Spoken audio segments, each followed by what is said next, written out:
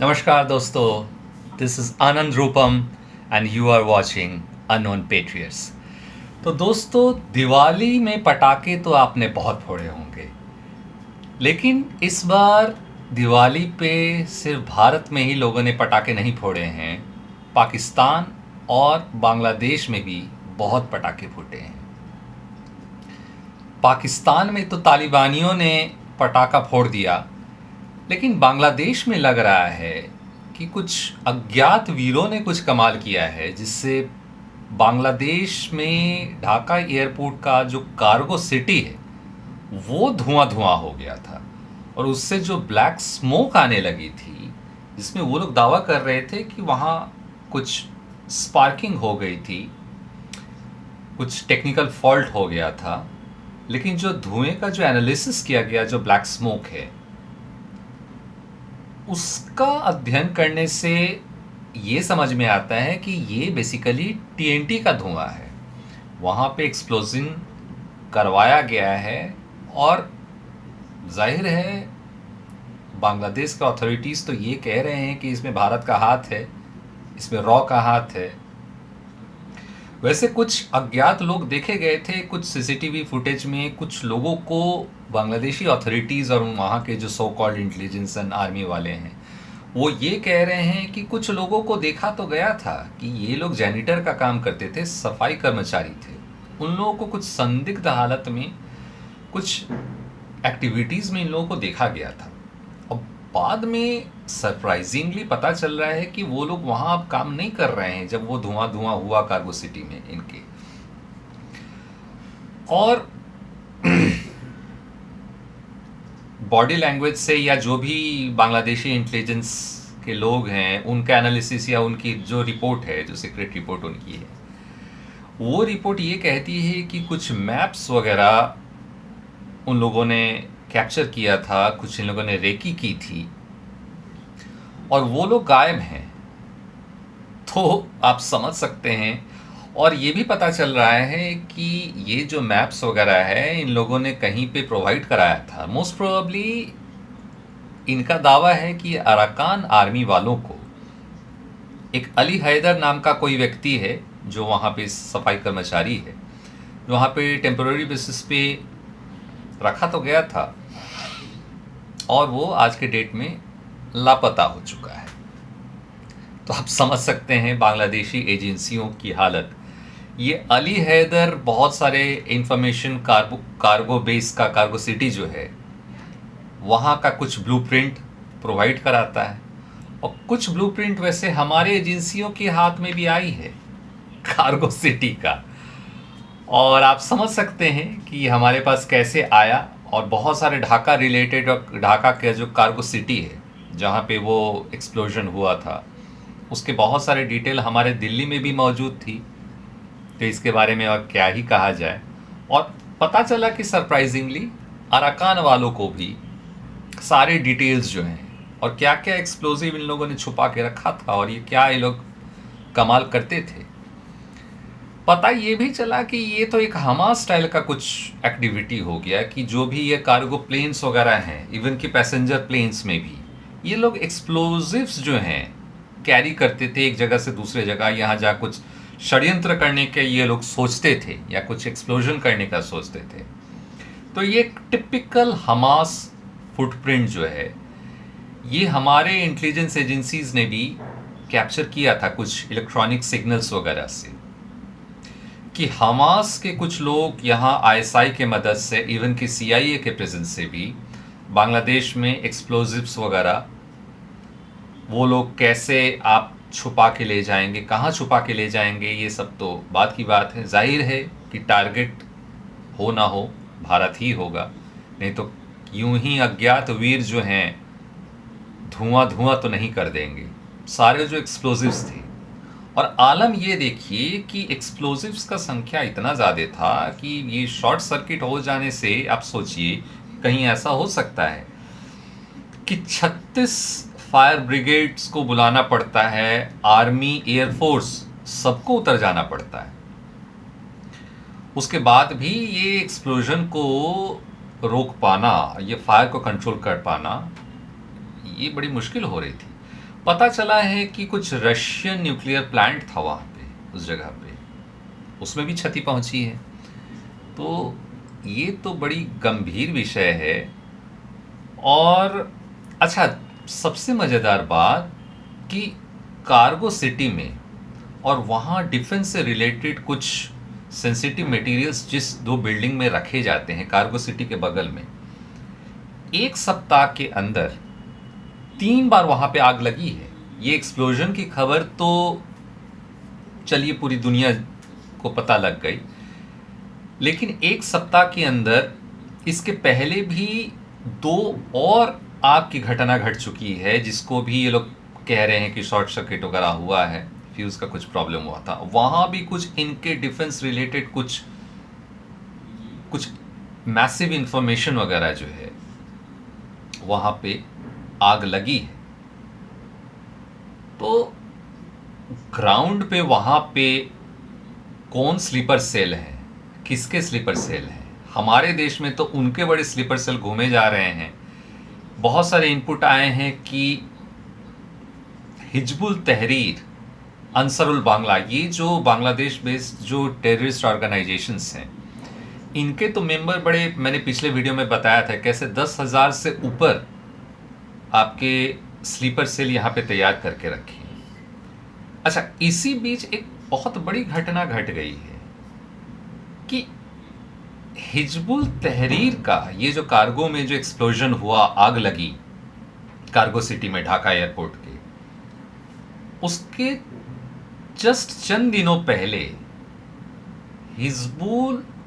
हिजबुल तहरीर का एक आतंकी एक फार्म हाउस में संदिग्ध हालत में मृत पाया जाता है। अब जरा सोच के देखिए। और विश्वस्त सूत्रों से ये भी पता चलता है कि वो भाई साहब फिर कोई अमेरिकी स्पेशल फोर्सेस के, खास करके नेवी के कोई एक कमांडर से एक बड़ी सीक्रेट गुप्त मीटिंग वो कर रहे थे। वो अमेरिकन कमांडर जो है वहाँ से जाते हैं और वो वहीं रहता है।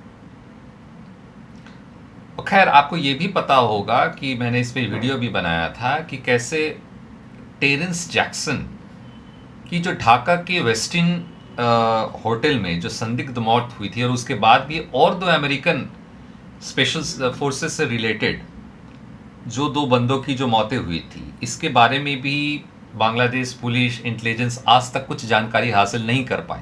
सारी मौतें जो हैं वो संदिग्ध रहे।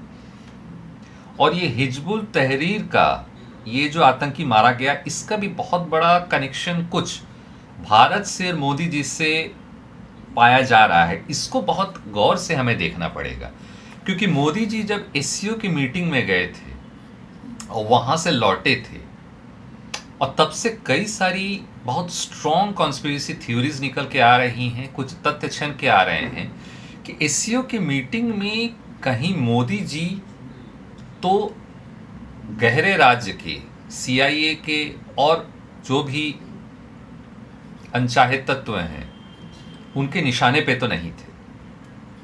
और इसका कहीं ना कहीं कनेक्शन ढाका से निकल के आ रहा है।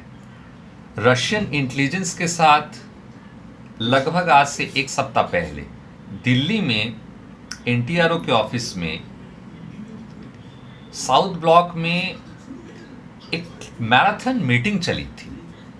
बहुत सारे तथ्य रशियन इंटेलिजेंस ने हमारे साथ शेयर की हैं।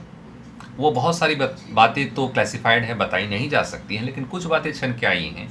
और जानकारी ये भी मिली है कि चूंकि ये सारी घटना जो है वो चीन में हुई थी, तो चीन के इंटेलिजेंस वालों ने भी हमारी मदद की है और कुछ लिंक्स को वहाँ पे पकड़ा गया है, कुछ फिनेंशियल ट्रेल्स को पकड़ा गया है, कुछ इलेक्ट्रॉनिक जो सिग्नल्स हैं और बातचीत हैं। यहाँ पे डार्क नेट पे भी कितनी सारी बातें होती हैं, कितने सारे फिनेंशियल लिंक्स होते हैं, क्रिप्टो के थ्रू क्या क्या लेन देन होते हैं। ये सारे ट्रेल्स को फिनेंशियल इंटेलिजेंस यूनिट है, ये ट्रेल को पकड़ा जाता है, उसके बाद लिंक्स को स्टैब्लिश किया जाता है, और उसके बाद ग्राउंड लेवल पे भी आज अज्ञात वीर मान के चलिए ढाका के होटल में और चाहे एयरपोर्ट में, चाहे वो जमादार हो, सफाई कर्मचारी हो, या वेस्टिन होटल जैसे रिपोर्टेड होटल में, मान के चलिए कोई वेटर का काम कर रहा हो, हमें क्या पता। ये सोचने वाली बात है, हो सकता है, नहीं भी हो सकता है। बट टेरेंस जैक्सन जब था, संदिग्ध मौत उनकी हुई, बहुत कुछ बड़ा षड्यंत्र करने का वो लोग कोशिश कर रहा था, तो वहीं के अंदर के लोगों से, जो वेटर वगैरह था, वहीं से कुछ बातें खबर निकल के हमारे पास भी पहुंच गई, हमारे इंटेलिजेंस एजेंसीज के पास भी। कैसा कैसा मैप पाया गया था, चिकन स्नेक का मैप पाया गया था, यहाँ पे कैसे कैसे टेररिस्ट को घुसाएंगे, एक्सप्लोजिव्स को घुसाएंगे, ये सारा मैप वगैरह का कच्चा चिट्ठा जो है, उनके इलेक्ट्रॉनिक प्रिंट्स वगैरह वो हमें मिल गए थे और वो दिल्ली पहुंच भी चुका था। खैर, इस पे आगे कैसे क्या हुआ डिटेल में जाने की ज़रूरत नहीं है, लेकिन हमें बहुत कुछ पता है। और बहुत सारा जो एक्सप्लोजिव्स जो ये लोग बांग्लादेश से इकट्ठा करके, जो अभी जो रूट को चैनलाइज किया जा रहा है और डॉट्स को कनेक्ट किया जा रहा है, तो समझा ये जा रहा है कि ये जो स्वाम्प लैंड वगैरह है, जहाँ पे जो पोरस लैंड्स हैं बांग्लादेश से, उन्हें स्मगल करके इंडिया लाया जाना था, और स्लीपर सेल्स के जरिए यहाँ कुछ बहुत बड़ा एक्सप्लोजन वगैरह कराने का कुछ इन लोग का षड्यंत्र था, जो बहुत बुरी तरीके से विफल कर दिया गया है। एक घटना बताओ दोस्तों, आज से लगभग 10 साल पहले की बात है कि सीरिया में भी एग्जैक्टली सीरिया के एयरपोर्ट में भी वैसे ही एक तरीके से आग लग गई थी, और ऐसा ही काला धुआं दिख रहा था। तो पता चला कि वहाँ भी बहुत सारे एक्सप्लोजिव्स था, और वो एक्सप्लोजिव्स ईरान ने प्रोवाइड किया था सीरिया को इजराइल पे अटैक करने के लिए। और वैसे ही कुछ शॉर्ट सर्किट वगैरह होता है, सीरियन गवर्नमेंट कहती है, और वैसे ही काला धुआं निकलता है, और पूरा सीरियन एयरपोर्ट जो है वो धुआं धुआं हो जाता है। जाहिर सी बात है, पता चलता है कि उसमें मोसाद का फुटप्रिंट था, और बांग्लादेश में किसका फुटप्रिंट था, ये सोचने वाली बात है। कहा जा रहा है कि अराकान आर्मी को बड़ी तगड़ी इनपुट मिली थी, तो ये काम मान के चलिए अराकान आर्मी ने किया है, कि अराकान आर्मी ने भी मन वाला लिया है कि बांग्लादेश को धुआं धुआं कर देना है। और अराकान आर्मी को इनपुट्स कहाँ से मिली, वो तो खैर अज्ञात वीर कहीं के भी हो सकते हैं, कोई भी हो सकते हैं, उनका कोई नाम पता तो होता नहीं। तो हिजबुल तहरीर का जो ये बंदा है, इसके लिंक्स पाए जा रहे हैं कि एससीओ मीटिंग में मोदी जी पे कुछ प्राणघाती हमले का एक कोई चांस ये लोग कर रहे थे, और इसकी लिंक कहीं ना कहीं ढाका से होके आ रही है। जो टेरेंस जैक्सन जो मरा था, उसके पहले भी 3 और अमेरिकन जो सीक्रेट फोर्सेस के मेंबर जो मारे गए थे। अच्छा, ये लोग सारे जो भी अमेरिकन मारे गए थे, ये लोग कोई भी अपने ऑफिशियल डेजिग्नेशन पे नहीं आए थे, ये सारे बिजनेस ट्रिप पे आए थे और होटल में रुकते थे। तो आप जरा सोच के देखिए। तो मोदी जी पे तो खैर महादेव की कृपा है, वो तो बच गए। और हिजबुल तहरीर का जो ये आतंकी है, इसका डिटेल्स अभी आना बाकी है, लेकिन इसके तार आईएसआई और सीआईए से जुड़ते हुए नज़र आ रहे हैं। इससे क्या क्या तथ्य और इससे क्या क्या पाया गया है, ये भी अभी मिलना बाकी है। लेकिन इसका कहीं ना कहीं रिलेशन जो है ये एससीओ मीटिंग के साथ है। चाइनीज़ कुछ लिंक्स मिली हैं कि ये बंदा चाइना भी होके आया था, और कुछ इलेक्ट्रॉनिक एविडेंसेस वगैरह भी हैं जो ये इंगित करती हैं कि ये एससीओ की मीटिंग के समय ये बंदा डायरेक्टली और इनडायरेक्टली कुछ करने की ये कोशिश कर रहा था, और ये कहीं ना कहीं कोई प्लान में इन्वॉल्वमेंट था। तो ये बंदा भी भाई जो है ये संदिग्ध हालत में मारा गया है। तो बांग्लादेश पे तो इसी तरह हमारी नज़र बनी रहेगी। अब देखिए कि शेख हसीना का, अगर आपको पता हो कि दिल्ली में और इवन की कोलकाता में भी जो उनकी पार्टी है अवामी लीग, उसका ऑफिस बन चुका है। और अवामी लीग का एक बहुत बड़ा वोट बेस है जो कहीं ना कहीं जो ह्यूमन एसेट की तरह एक इंटेलिजेंस का कहीं ना कहीं काम भी कर रहा है, क्योंकि इतना बड़ा जो वोट बैंक है वो ऐसे ही लुप्त नहीं हो जाता। वो ग्राउंड लेवल पे छुप के अपने आप को बचा के किसी न किसी स्तर पे वो काम कर ही रहा है, और वो कहीं ना कहीं हमारे एजेंसियों के भी संपर्क में है। यूं ही नहीं शेख हसीना का ऑफिस दिल्ली में और कोलकाता में खुल चुका है, और इसी तरह आज के डेट में हमारे अजीत डोभाल और जो रॉ के चीफ हैं, जिनके नेतृत्व में हमारा कोई भी एक्शन आज की डेट में बहुत प्रोएक्टिव होता है। अब देखिए कि असम राइफल के 2 हमारे वीरों को मणिपुर में मारा गया, तो उसका बदला हम लोग 100 ड्रोन भेज के प्रिसीजन स्ट्राइक करके हमने म्यांमार में लिया। ये अपने आप में एक पूरा वीडियो एक डिज़र्व करता है। लेकिन कहने का मतलब है कि हमारा इतना प्रोएक्टिव एलिमेंट होता है। आज देखिए बांग्लादेश से लेके पूरा म्यांमार, नेपाल, वो जो पूरा बॉर्डर है, वो बॉर्डर पे कहीं ना कहीं ये CIA और डीप स्टेट का एक बहुत बड़ा षड्यंत्र वहाँ पे काम कर रहा है, और हमारी एजेंसियाँ भी पूरी तरीके से उस जगह को शील्ड करने में लगी हुई है। तो इन चीज़ों पे दोस्तों आगे हम लोग और बात करेंगे जैसे जैसे और इन्फॉर्मेशन छन के आएगी। तब तक दोस्तों मैं आनंद रूपम आपसे आज्ञा लेता हूँ। जय हिंद, वंदे मातरम।